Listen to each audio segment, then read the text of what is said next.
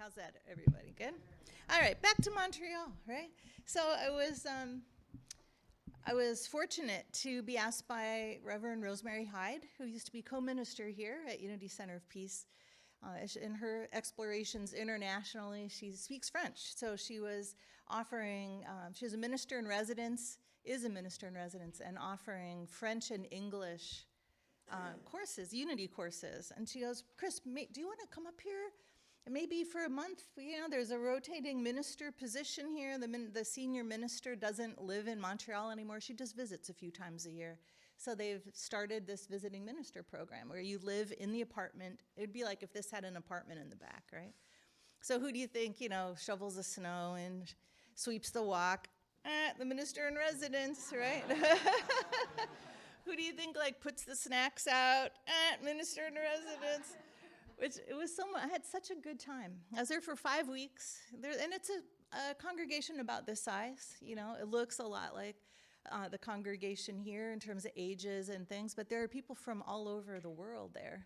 And everything's in French. All the signs are in French, and a lot of people speak French and English. So I felt like I was over in Europe somewhere.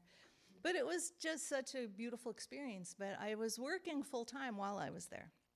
So minister in residence, besides snacks and sweeping, doing the Sunday talk, and doing a Wednesday evening class, and doing office hours 3 days a week, for like an hour and a half, and then doing the meditation. Those are like the main responsibilities of a minister in residence.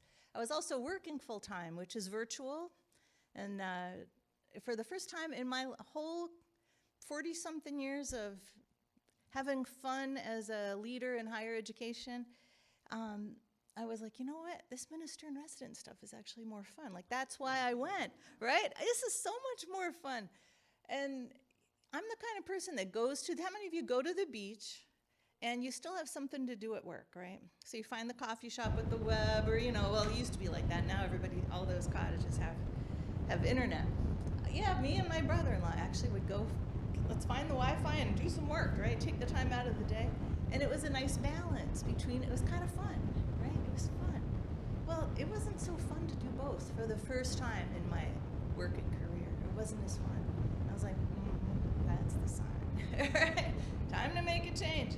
So I had already decided, I had been thinking about changing my name, and I shared the podium with another reverend that shares the building, because other people rent the building in Montreal. And she gave a talk all about spiritual names and human-given names, and the power of spirit-given names. I would think of that as a medicine name. My medicine name is Swan Crossing Water. That's like, hello, I'm Reverend Swan Crossing Water. So I was like, and I did a numerology thing actually with Lena and Kathy camping last summer, and I did the numerology of my married name, and I was like, that's not really me. So I was like, well, let me change it back to my new branch. This is Swedish for new branch, or new growth. Nygren is new branch, which is very fitting for this time of my life. But when I did the numerology, I was like, that fits a lot better. Maybe I should think about changing it back. And then when I shared the podium with Reverend Juliet, she talked about spirit name and man-given name. I was like, okay, I'm just going to do it. So I did it. And I'm so glad. So Rev Chris Nygren. And I also announced my retirement from my day job.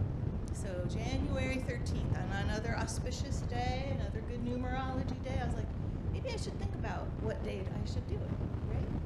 And I was like, what's the meaning? What are the angel number meanings? You can look up all that stuff online. What the heck's the number? If Oswaldo was here, he could tell me exactly. But 1-3-22 is a pretty good day. So that'll be it. And I'm just going to be Reverend and Minister of Outdoor Sacred Spaces here. I'll be going back to Montreal for 5 months next year, not all at the same time, kind of spread out as a minister in residence. But what I had fun doing, what I wanted to share with you today, is I got to talk about the intersection of my shamanism practice and unity. So I grew up with unity, without knowing, we didn't go to a unity church or anything, so I know those unity principles, I live them, and those unity practices. And so what I want to share with you is how unity actually creates a wonderful way to interpret what Reverend Victoria's been talking about, modern mysticism, the mystical side of our experience as human beings, the mystical side that cuts across religions, and inner spiritual interfaith, which is my training for ministry, is all about that. And how many of you are familiar with Emily Cady's over 100-year-old book, one of the core textbooks of unity? It's called Emily Cady's Lessons in Truth. How many of you have taken a look at that? Okay, good. So I invite you, if you're not already familiar, it's super short, it's free online on truthunity.net. Just look up Emily Cady. Now, she wrote it and sent it to Charles and Myrtle Fillmore, and they were like, oh yeah, this is perfectly aligned with what we're teaching people. So they published it under the Unity, umbrella, but it's Emily Cady's book, Lessons in Truth. And in that, she has this, it's a great illustration of like how things work. So imagine a circle, a big circle. And imagine you've got 3 levels of our consciousness. Our body, physical body. So imagine a big circle with 2 lines, so 3 sections. We have our body, our soul, and spirit. So in Unity, we talk about the absolute realm, where things are, the relative realm of our body in this plane, where things are always changing, and then they're down in the spirit side or up, however you want to think about it, is the absolute, like those truths, those unchanging things, the source of our divine ideas, right? That divine energy, divine ideas. And our bodies in this physical plane are just expressions of the divine, right? So her book explains these 3 levels, and I find it very useful for thinking about, where does shamanism, energy healing, all these other, where do they fit in? Where does that all fit in? Because in some religions, there's no room for all that stuff, right? That's considered like a total distraction, right? But Unity makes room for it, because that middle layer between spirit and body, and I'm doing it this way because if you look at her book, her body's at the top and the spirit's at the bottom. Between those 2 is the subconscious. This is that beautiful realm where we can feel and have those mystical experiences. So when I was listening to the music and I got goosebumps, right? That's the connection. In my way of thinking, that's the connecting of the body and spirit through all of my filters and patterns and beliefs of my subconscious. When we're in meditation and we're releasing, and getting to that healing consciousness and feeling the oneness, what's happening there? I view that as the body and the spirit are connecting through the subconscious, which I finally relaxed into and opened up that door, inner door to the silence, and could get in that way through my inner attention. So I just find that so useful. So what's shamanism? So beyond being it's a cultural word, right? I don't really like the word, but I don't have another word to replace it. My training is in what's called core shamanism. Michael Harner, who was an anthropologist, went around the world studying the medicine people of different cultures, indigenous cultures, and he gave us all a beautiful gift by distilling, from his American point of view, distilling the common practices of medicine people from across many cultures. And what were some of those practices? Drumming. So I brought my drum here to drum for you today. Divination. So how many of you have oracle cards that you use? Okay, that's a divination, right? Or runes. How many of you use runes or something like that, where you're playing with consciousness, getting messages. There are other aspects of shamanism, but the core thing, like, why do we drum? Drumming at a certain pace is science has shown, moves your consciousness into another realm. So if you've played around with meditation or hypnosis, you know about like the delta, theta. Alt knows this, he's a hypnotist, right? You can move your own consciousness into other realms of consciousness through meditation, through your sleep, through daydreaming, right? Through hypnosis, through journeying, shamanic journeying. That's what shamans use the drum for. That is a certain fast pace of the drum that helps you get there. Now, it takes practice. That's the art, right? That's the skill, that's the practice. And there are practice across all different kinds of traditions. Breath work, breath practice. How many of you do like the metta meditation, right? May all beings be peaceful, may all beings be healthy, or something like, something like that. You're not just being in silence, you're actually using that meditative state to actually share with others. So what is all that about? So in unity, in Lessons of Truth, it's that middle layer between spirit and body. And it's our subconscious and different ways to access it. So that's kind of the unity framework. And building on that, how many of you are into Reiki or other energy practices? All right, quite a few hands here. So you guys familiar with the Russian dolls, that have the different sizes? So I'm just using this as an illustration. So here's our physical body here on this plane in this time and space. For those of you online, this is really small, little tiny shape. But we know that this isn't all we are.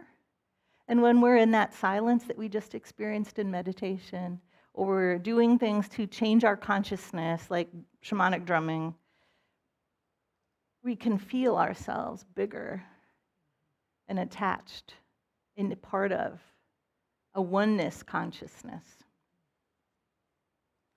So just to compare. So in the energy healing modality that I learned, esoteric healing, you've got a physical body, an emotional body, a mental body, and a spiritual body. So here's the thing.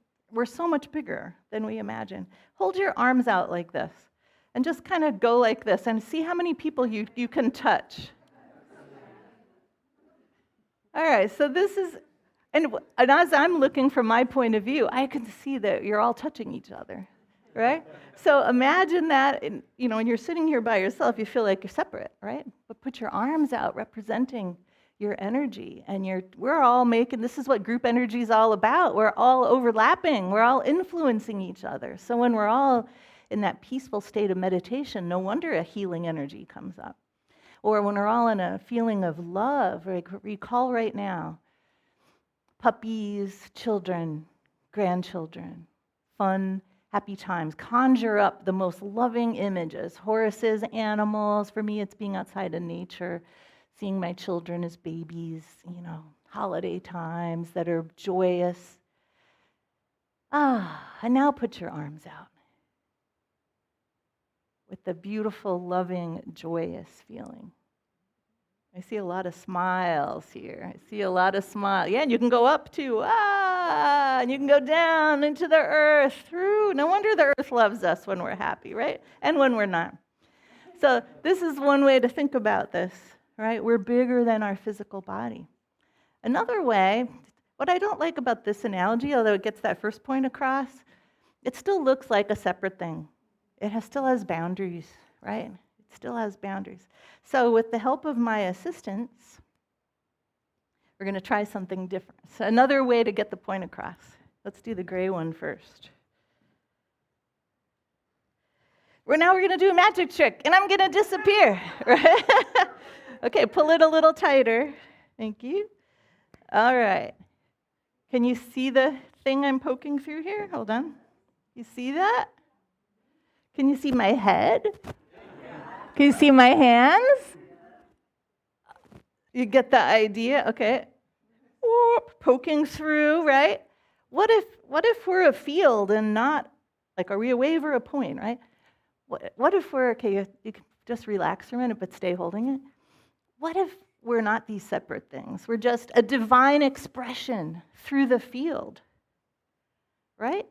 Does that give you a different view? We're a divine expression. What's that mean? Well, you can think of it as we're an encapsulated expression, separate from everything else. But what if we imagine that this is not empty space, as we know that it's not, right? And does this help you think of it differently? And as I poke through this, it's still connected to the field. You can see its form, but it's like It's an expression. It's an expression of the field. It's of the field, the substance. So in unity, we talk about the substance. Imagine this blanket is the substance, and I'm expressing through the substance my unique form. Happy to say my belly's a little smaller these days, but you know. All right, assistants, let's call up this other thing. Now, this field, let's drop this, and then if you can pick up the pretty blanket. So you got the point of the field. What if your field looked like this? Ooh, like imagine what you could express. You can't, a blanket doesn't show it as much, but you kind of get the idea. Imagine what you could express through this beautiful field. Okay, you can drop it. Thank you, assistants. Yes, a round of applause for my helpers. We'll have to work on the magic trick. Well, I think about these kinds of things because this is what I do, and all the things that I've learned culminating, they're not culminating, I'm still expanding, but I like to think of it as a field. I find that useful. And I find that if I think of it as a field that's charged up with joy and love as we just did together, that's a lot more like the green and white blanket, right? When it's charged up with peaceful, just kind of open, peaceful, unity, calm consciousness where anything is possible. It's kind of like the gray blanket, right? So what color blanket do you want to have? What's the color of your blanket that you want to create through? What's your field of substance decorated and colored as, right? Just think, what could that be? So let me drum for a couple of minutes. I'll treat you to some shamanic drumming, and I'll do the fast pace that science has shown actually helps our brains get entrained at a frequency that creates access to our subconscious. In shamanic terms, we would call that non-ordinary reality. Here's our ordinary reality, all this stuff right here. Non-ordinary reality can also be right here. It's just like behind the veil. It's the energetic side of ordinary reality. And there's other things, upper and lower worlds, but I'm not getting into that today. I just want to give you a taste of another way to get into that oneness consciousness. And you might not experience it. You might just sit there and say, oh, that feels good, but nothing's happening. That's okay. You don't have to make anything happen. Just enjoy it. Don't try to picture anything. Don't try to imagine anything. Don't force anything to happen. Just kind of let it wash over you. And if you have an intention, if you could hold the intention of, let me see what my field looks like. Is it gray? Is it red? Is it patterned? What's my field? What's my field right now? And see if you can get some insights on that. You might see something, you might hear something. You might just see colored lights, you might see nothing, but you might sense it in your body. Depends what your sense perceptions are in non-ordinary reality, in that shift of consciousness between body and spirit. So let's just I'll drum. Let's see if this sounds okay. I don't want to sound okay, Lena? All right. So I invite you to close your eyes. Let the sound of the drum carry you and your mind and your body. Carry you into access to that unity consciousness, that field of awareness that is with you always, that you are an expression of, a unique expression. And see if you can feel that field. And maybe even sense what it's like.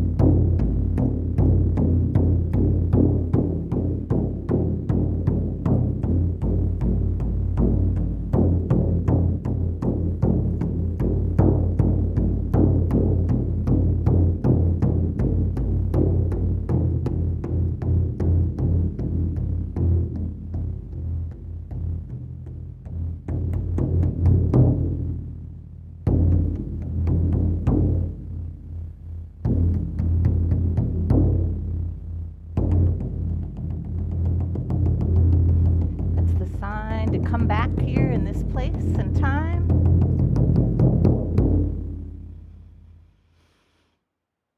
A little bit different than meditation, huh?